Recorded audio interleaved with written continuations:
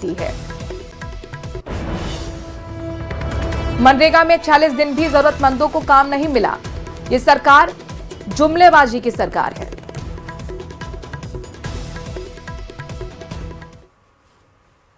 गांधी जी और मनमोहन सिंह जी लेकर के आए थे, गरीब को किसी के आगे हाथ नहीं फैलाना पड़े, उसको काम का अधिकार दिया था, शिक्षा का अधिकार दिया था, राइट टू एजुकेशन आपने देखा होगा, राइट टू फूड खाने का अधिकार दिया था, भोजन का अधिकार दिया था।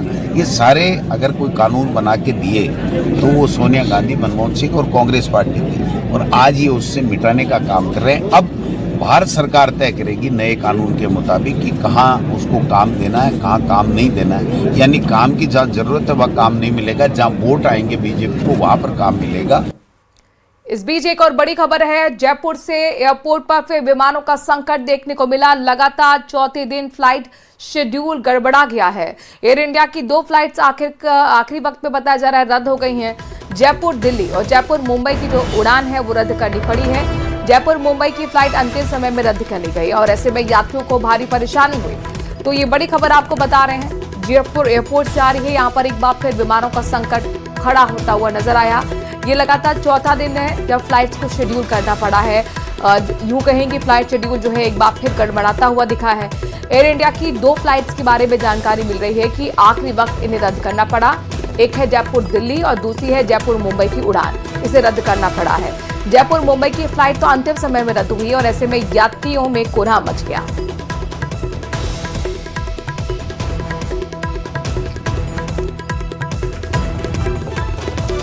और अब बात अरावली पर करते हैं, जहां पर संग्राम लगातार देखने को मिल रहा है। दरअसल अरावली पर कांग्रेस हमलावर है। कांग्रेस ने अरावली बचाओ जीवन बचाओ यात्रा की शुरुआत कर दी है। इसमें खासियाबाद हाउस सिविल लाइन से मौन पैदल यात्रा निकालते हुए नजर आए हैं। भारी संख्या में कांग्रेस के कार्यकर्ता भी इस यात्रा में शामिल हुए हैं। इस दौरान मौन सत्याग्रह कर अरावली बचाने की मांग की गई है। कांग्रेस का कहना है कि अरावली का संरक्षण भविष्य के लिए बेहद जरूरी है।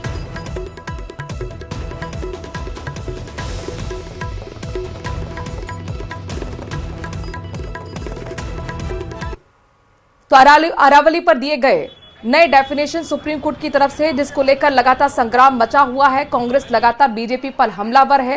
कांग्रेस का कहना है कि जो फैसला सुप्रीम कोर्ट की तरफ से अरावली के डेफिनेशन के एक नई परिभाषित डेफिनेशन हुई है, उसकी वजह से कहीं ना कहीं सरकार की तरफ से ठोस कदम नहीं उठाए गए और सरकार की तरफ से ही दलील थी, जिसके आधार पर सुप्रीम कोर्ट ने नई डेफिनेशन तैयार की है। कांग्रेस का कहना है कि अरावली का संरक्षण भविष्य के लिए बेहद जरूरी है और जाहिर तौर पर इसके लिए हम संघर्ष करते रहेंगे। हिंदू, फारसी, जैन, बौद्ध, पूरा हिंदुस्तान वसुधैव कुटुंबकम के साथ जाति और धर्म को भूलकर राजस्थान को, हिंदुस्तान को बचाने के लिए निकला है। सुप्रीम कोर्ट एक तरफ तो कहता है कि हम है ना, जो जहर फैल गया दिल्ली की हवा में, ये दिल्ली की हवा ठीक करो, तो अरावली को खत्म करके, अरावली के पहाड़ को खत्म करके और देश की हवा ठीक कर रहे हो क्या? सुप्रीम कोर्ट का फैसला गलत है। भारत सरकार फौज लेकर आ जाए, चैलेंज है मेरा, कुछ नहीं कर सकती भारत सरकार और बीजेपी किसी कीमत पे उद्योगपतियों को फायदा पहुंचाने के लिए। इन्होंने ये जो डिसीजन लिया है, बीजेपी की 2024 में कमेटी बनाई पर्यावरण मंत्रालय ने और ये फैसला ले लिया, ये लागू नहीं होने देंगे। ये कुछ भी कर ले, आज से सत्याग्रह की शुरुआत है, आंदोलन लगातार जारी रहेगा। किसी कीमत पे अरावली को खत्म करने के फैसले को हम स्वीकार नहीं करेंगे। ये बीजेपी की दोगली राजनीति है। इधर अरावली विवाद पर बीजेपी ने कांग्रेस पर जमकर वार किया। बीजेपी नेता राजेंद्र राठौड़ ने कहा कि अरावली को खत्म करने का काम कांग्रेस नेताओं ने किया है। कांग्रेस ऐसे मुद्दे उठा रही है जिसकी जिम्मेदार वो खुद है। साथ ही कहा कि 100 मीटर की ऊंचाई को लेकर अशोक गहलोत भ्रम फैला रहे हैं, जबकि अरावली में 100 मीटर की परिभाषा 2002 में अशोक गहलोत ने ही दी थी। 700 से ज्यादा पट्टे गहलोत ने अपने कार्यकाल में दिए, लेकिन अरावली को बचाने के लिए केंद्र और राज्य सरकार प्रतिबद्ध है। जबकि इस दौरान तर्ज कसते हुए राठौड़ ने कहा कि गहलोत साहब को अपने चश्मे का नंबर बदलना पड़ेगा, अगर जरूरत पड़ी तो भारतीय जनता पार्टी उन्हें उपलब्ध करवा देगी।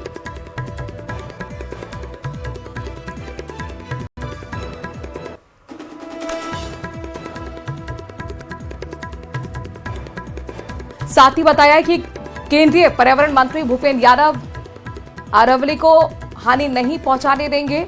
आपको बता दें कि जब ये बात रख रहे थे तो उस दौरान यहां पर राठौर के साथ कई बड़े नेता बीजेपी के मौजूद थे, जिनमें बीजेपी प्रदेश प्रवक्ता कुलदीप धनखड़ और जमवारामगढ़ विधायक महेंद्रपाल मीणा। उनको करने का काम सरकार के गतिशीलता को देखते हुए प्रतिपक्ष को जब कोई ऐसा मुद्दा नहीं मिला तो चाय के प्याले में तूफान खड़ा करके ऐसे मुद्दे जिन मुद्दों के जनक वो खुद हो उनको गढ़ने का काम अब प्रतिपक्ष के लोग कर रहे हैं। सेव अरावली ये अभियान और विशेष तौर पर पूर्व मुख्यमंत्री जी ने सोशल मीडिया पर इस अभियान को आगे करने का काम किया है। ये दिगर बात है कि उन्होंने अपनी डीपी बदली, पर उनके साथ उनके नेताओं ने, कांग्रेस प्रदेश अध्यक्ष ने भी उनका साथ नहीं दिया। और इन बातों को लेकर जिस प्रकार का भ्रम फैलाया जा रहा है, ये पूरा क्रम उसी कांग्रेस के द्वारा 2002 के अंदर और 2002 से लेकर अब तक जो खनन पट्टे जारी हुए, जिनका उल्लेख मैंने कहा, उसमें सोच हुए काके बिल्ली हज को चली, खुद 700 से ज़्यादा पट्टे देने वाले अशोक गहलोत जी अब ये कहते हैं कि अरावली को बचाना है। अरावली को बचाने के लिए हम कटिबद्ध हैं। आपने देखा होगा कि हनुमानगढ़ में कांग्रेस पार्टी ने एक आंदोलन किया ड्यून एथेनॉल प्राइवेट लिमिटेड को लेकर। एक एथेनॉल की फैक्ट्री लग रही है, फैक्ट्री के अंदर इन्वेस्टमेंट कर लिया। दुर्भाग्य देखिए, ये जो उस फैक्ट्री को का एमओयू जब हुआ 2022 में, वो भी गहलोत साहब ने किया। आज उसी का विरोध करवा रहे हैं। और उसमें उसकी जो जमीन थी, उस लैंड के कन्वर्जन को औद्योगिक प्रयोजनार्थ 2023 में इन्होंने किया। और पॉल्यूशन बोर्ड की जो स्वीकृति मिली, एनओसी मिली, वो भी अगस्त 2023 में गहलोत साहब ने की। अरावली हिल्स के संरक्षण की आवाज उठने लगी है। एक तरफ अलग अलग स्थान पर आंदोलन किया जा रहा है, तो वहीं दूसरी तरफ पर्यावरण प्रेमी इस पर पुनर्विचार करने की मांग कर रहे हैं। देश के अलग अलग राज्यों के साथ ही प्रदेश में भी लोग इसे लेकर काफी चिंतित हैं। जबकि अजमेर, जो अरावली पहाड़ियों से घिरा हुआ है, वहां भी लोग इसके विरोध में उतर आए हैं। लोगों का कहना है कि सुप्रीम कोर्ट का फैसला देश ही नहीं, राजस्थान के साथ साथ अजमेर में भी काफी इफेक्टिव रहेगा। यहां भी पहाड़ियां 100 मीटर से नीचे हैं। अगर उस पर खनन की अनुमति दी जाती है तो फिर खत्म यहां पर अरावली ये हिल्स हो जाएंगी और राजस्थान के मरुथल को रुकना काफी मुश्किल होगा।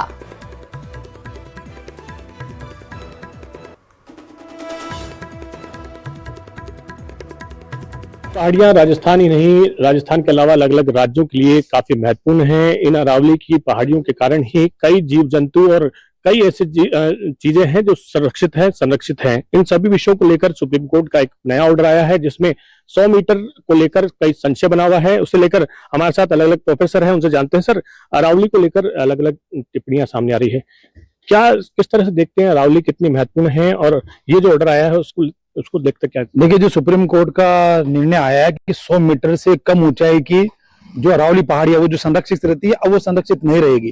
तो अब मुझे ताजुब इस बात का, अगर मान ले किसी एरिया में अरावली की ऊंचाई 99 मीटर है तो वो असंरक्षित हो गई। अब आप क्या करेंगे, उसका क्षरण करेंगे। उसके क्षरण होने की वजह से राजस्थान जैसे, जो राजस्थान में मरुस्थल को रोकती है, जो रेगिस्तान के फैलाव को रोकती है अरावली पहाड़ियां, और विशेष रूप से अजमेर चारों तरफ अरावली से घिरा हुआ है, अगर ये इनका क्षतिग्रस्त होगा तो अजमेर में धूल मिट्टी के बादल आए दिन छाए रहेंगे। जो साधना की जो मान्यता है और जो क्या नाम है स्थान है, वो समाप्त होंगे। इसलिए हमें इनका बचाव करना बहुत आवश्यक है, इनका संरक्षण करना बहुत जरूरी है। जी बिल्कुल। तो तमाम जो पहाड़ी हों या फिर जो अरावली पहाड़ियां हैं, उनका संरक्षण जरूरी है, हर क्षेत्र के लिए जरूरी है। चाहे उन्होंने कहा कि ऋषि मुनियों के लिए तपोभूमि जो है वो पहाड़ियां रही हैं। अलग अलग ऐसी पहाड़ियां जहाँ पे जीव जंतु हैं, काफी जो है पर्यावरण को संरक्षित करने की आवश्यकता है। तो इन पहाड़ियों को लेकर कहीं ना कहीं वापस से एक जो रिट दायर की गई है, उसको लेकर भी सरकार को कड़े कदम उठाने की आवश्यकता है, जिससे कि इनको संरक्षित और सुरक्षित किया जा सके। कैमरा पर्सन कौशल सिंह के साथ अशोक सिंह, न्यूज़ 18 अजमेर। सीबीआई ने रिश्वतखोरी के एक बड़े मामले में रक्षा मंत्रालय के एक वरिष्ठ अधिकारी को गिरफ्तार किया है। जानकारी के मुताबिक सीबीआई ने लेफ्टिनेंट कर्नल दीपक कुमार शर्मा और एक प्राइवेट शख्स विनोद कुमार को 20 दिसंबर को अरेस्ट किया। सीबीआई का कहना है कि 18 दिसंबर को विनोद कुमार ने कंपनी के कहने पर लेफ्टिनेंट कर्नल दीपक कुमार शर्मा को 3 लाख रुपए की रिश्वत दी थी और इसी लेन देन के आधार पर कार्रवाई की गई, जिसमें सीबीआई ने रिश्वत राशि 3 लाख सहित कुल 2 करोड़ 23 लाख रुपए बरामद किए। तो वहीं राजस्थान के श्रीगंगानगर में उनके घर से 10 लाख रुपए कैश और कई अहम दस्तावेज भी जब्त किए गए हैं।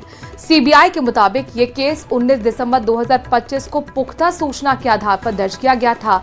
आरोपी की लेफ्टिनेंट कर्नल दीपक कुमार शर्मा, जो कि रक्षा उत्पादन विभाग में इंटरनेशनल कॉर्पोरेशन और एक्सपोर्ट से जुड़े पद पर तैनात थे, लंबे समय से प्राइवेट डिफेंस कंपनियों से रिश्वत ले रहे थे।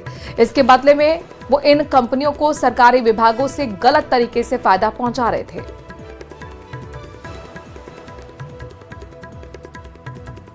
एजेंसी सीबीआई ने रक्षा उत्पादों के निर्माण और निर्यात में कार्यरत एक कंपनी को अनुचित लाभ उपलब्ध कराने और एवज में लाखों रुपए की रिश्वत लेने के आरोप में रक्षा उत्पादन विभाग में उप योजना अधिकारी के पद पर कार्यरत लेफ्टिनेंट कर्नल दीपक कुमार शर्मा और दलाल विनोद कुमार को गिरफ्तार किया है। सीबीआई ने लेफ्टिनेंट कर्नल दीपक कुमार शर्मा की वाइफ काजल बाली, जो श्री गंगानगर में 16 इन्फेंट्री डिवीजन ऑर्डिनेंस यूनिट में कार्यरत है, के खिलाफ भी मामला दर्ज किया है। सीबीआई ने लेफ्टिनेंट कर्नल दीपक कुमार शर्मा के श्री गंगानगर आवास से 10 लाख रुपए की नकदी सहित अलग अलग ठिकानों से कुल 2 करोड़ 23 लाख रुपए की भारी भरकम नकदी जब्त की है। फिलहाल सीबीआई द्वारा गिरफ्तार किए गए लेफ्टिनेंट कर्नल दीपक कुमार शर्मा और एजेंट विनोद कुमार को कस्टडी में लेकर गहनता से पूछताछ की जा रही है। अशोक शर्मा, न्यूज़ 18 श्री गंगानगर। जहां पर रिश्वतखोरी पर डंडा चला है, तो मिलावटखोरी पर डंडा जयपुर में भी चला है। नकली घी बनाने की फैक्ट्री पर छापेमारी की कार्रवाई की गई है। 7,500 लीटर नकली घी पुलिस ने जब्त किया। आरोपी राजेंद्र, भूपेन, अनिल और जगदीश गिरफ्तार किए गए हैं। डीसीपी हनुमान प्रसाद मीणा के निर्देश पर यह कार्रवाई हुई है। एसएचओ सुरेंद्र सिंह के नेतृत्व में कार्रवाई हुई। खोरा बीसल थाना पुलिस ने ये बड़ा एक्शन लिया है।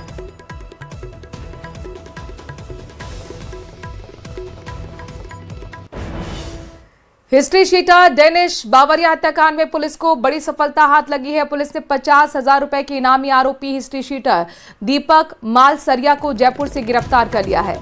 फरारी के दौरान आरोपी पुलिस से बचने के लिए मंदिर के बाहर भिखारी का भेष बनाकर जीवन यापन कर रहा था। अतिरिक्त पुलिस अधीक्षक देवेंद्र सिंह राजावत ने बताया कि फरारी के दौरान बदमाश दीपक के पास आर्थिक संसाधन खत्म हो गए थे। पुलिस से बचने के लिए उसने सिर के आधे बाल मुंडवा दिए, फटे पुराने कपड़े पहने और जयपुर, दिल्ली, ऋषिकेश के मंदिरों के बाहर कटोरा लेकर भीख मांगता हुआ नजर आया था। आरोपी खोले के हनुमान जी मंदिर जयपुर के सामने भिखारी बनकर रह रहा था। बता दें कि 19 अक्टूबर 2025 के हिस्ट्री शीटर डेनिस उर्फ नरेश कुमार अपने साथियों के साथ पटाखों और करीब 3 लाख रुपए को लेकर स्कॉर्पियो वाहन से चुड़ेला गांव जा रहा था। चुरू बाईपास ठेके के पास आरोपी ने कई कैंपर गाड़ियों से घेरकर स्कॉर्पियो को टक्कर मारी। इसके बाद डेनिस को जबरन गाड़ी से उतारकर लोहे के सरियों से बेरहमी से भी पीटा था। आरोपी ने डेनिस का अपहरण कर उसे रसोड़ा गांव के जोहड़ में ले जाकर जानलेवा हमला किया और मरा समर कर छोड़ दिया।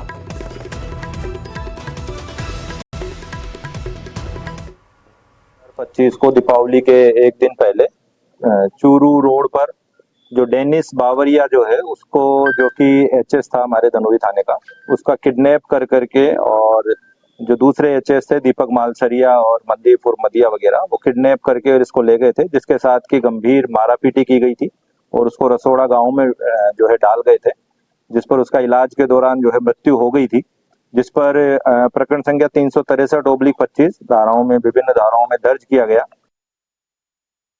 किशनगढ़ युवा मंच की ओर से अजमेरू केसरी कुश्ती दंगल का आयोजन हुआ। केंद्रीय कृषि राज्य मंत्री भागीरथ चौधरी और जल संसाधन मंत्री सुरेश रावत मुख्य अतिथि रहे। राजस्थान कुश्ती संघ के अध्यक्ष राजीव दत्ता और उपाध्यक्ष भंवर सिंह पलाड़ा का जोरदार स्वागत किया गया। 2 दिवसीय इस दंगल में करीब 275 पुरुष और महिला खिलाड़ी शामिल हुए। विजेता खिलाड़ियों को पुरस्कृत किया गया। राजीव दत्ता ने कुश्ती को बढ़ावा देने और युवाओं को दुनिया में नाम रोशन करने की बात कही। मंत्री भागीरथ चौधरी और सुरेश रावत ने भी समर्थन और प्रेरणा देने की बात कही। कुश्ती हमारा पारंपरिक खेल है, एक ट्रेडिशन चलता था राजा महाराजाओं के टाइम से, जब मनोरंजन और सुरक्षा के लिए कुश्ती कराई जाती थी, पहलवान तैयार किए जाते थे तो सुरक्षा में काम आते थे, मनोरंजन का भी एक खेल जोड़ा जाता है। कुश्ती में हमारे सर्वाधिक मेडल पारंपरिक तौर से एशियन गेम्स में, ओलंपिक में, कॉमनवेल्थ गेम्स में आते रहे। एक ऐसा खेल है जिसके अंदर अपनत्व भी बढ़ता है, भाईचारा बढ़ता है, और ये खेल मैं कह रहा हूँ हमारे देश के लिए एक पहचान रखता है पूरी दुनिया में। हम चाहते हैं कि राजस्थान के इसी कुश्ती दंगल यहाँ से खिलाड़ी राष्ट्रीय अंतर्राष्ट्रीय स्तर पर जाकर वो अपने इस देश का और क्षेत्र का नाम परचम फहराए। देखिए, मैं सबसे पहले तो राजस्थान केसरी कुश्ती जो संघ है उनके अध्यक्ष दत्ता साहब को बहुत बहुत शुभकामनाएं देता हूं, जिन्होंने हमारे अजमेर के अंदर पहली बार इतना भव्य और इतना जोरदार कार्यक्रम का आयोजन किया कि आसपास के हमारे सभी पूरे जिले के अंदर ही नहीं, पूरे राजस्थान के अंदर एक बहुत अच्छा उत्साह का माहौल है सभी खिलाड़ियों के अंदर। और जिस तरह से ये आयोजनकर्ताओं ने इतनी शानदार व्यवस्था करी, मैं बहुत बहुत शुभकामनाएं देता हूं। और क्योंकि कुश्ती हमारा पारंपरिक खेल रहा है और दुनिया के अंदर हिंदुस्तान ही एक ऐसा देश था पहले जहाँ कुश्ती का प्रारंभ यहीं से हुआ है। आज तो दुनिया के कई देश इसका अनुसरण कर रहे हैं, लेकिन हमारे पुरानी और वैदिक अगर खेल की बात करें तो हमारा ये कुश्ती का है, तो निश्चित रूप से इसको आगे बढ़ाना चाहिए और खिलाड़ियों को भी इसमें बढ़ चढ़ के हिस्सा लेना चाहिए। अगली खबर हादसे से जुड़ी है। दरअसल सिरोही जिले के माउंट आबू रोड संदेश और चादर को लेकर कोई जानकारी सामने नहीं आई है, जबकि केंद्रीय मंत्री किरण रिजिजू कल अजमेर में रहने वाले हैं। अलग अलग कार्यक्रमों में शिरकत भी वो करेंगे। इस बार आपको बता दें कि वीआईपी चादर पर रोक के लिए कोर्ट में अर्जी लगाई गई है। हिंदू सेना के अध्यक्ष विष्णु गुप्ता ने वीआईपी चादर पर रोक की मांग रखी हुई है।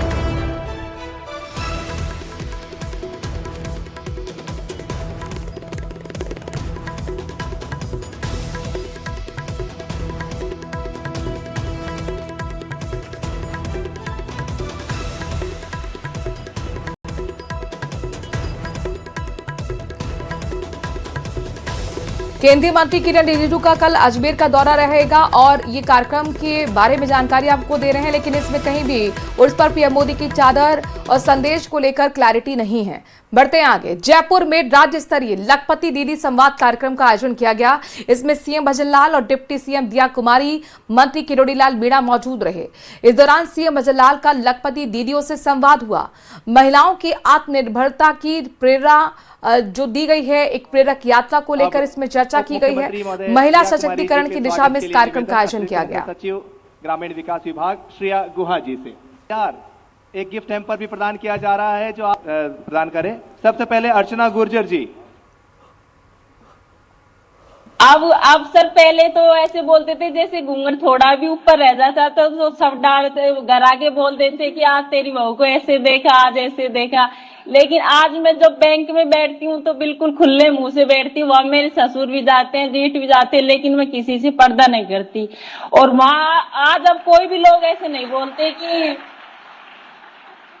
वहाँ कोई भी आज करा के ऐसे नहीं बोलते कि ये ऐसे रहती है, बल्कि सब तारीफ करते हैं कि इसने ऐसा कार्य करके बहुत अच्छा काम किया है। और उससे महिलाएं भी सर बिल्कुल बेझिझक होके बैंकों में जाती हैं। अच्छा, अब आप अपनी किस्त भी समय पे भर रही हैं पूरी? हाँ, और काम भी चल रहा है? बिल्कुल रेगुलर जाती है और काम भी बिल्कुल बढ़िया चल रहा है। बहुत अच्छा। आपके घर में और कौन कौन है? मेरे घर में मेरी ससुर जी नहीं है, मेरी सासू माँ है, 2 बच्चे हैं और पति पत्नी है। अच्छा, सासू माँ का पूरा प्यार होगा?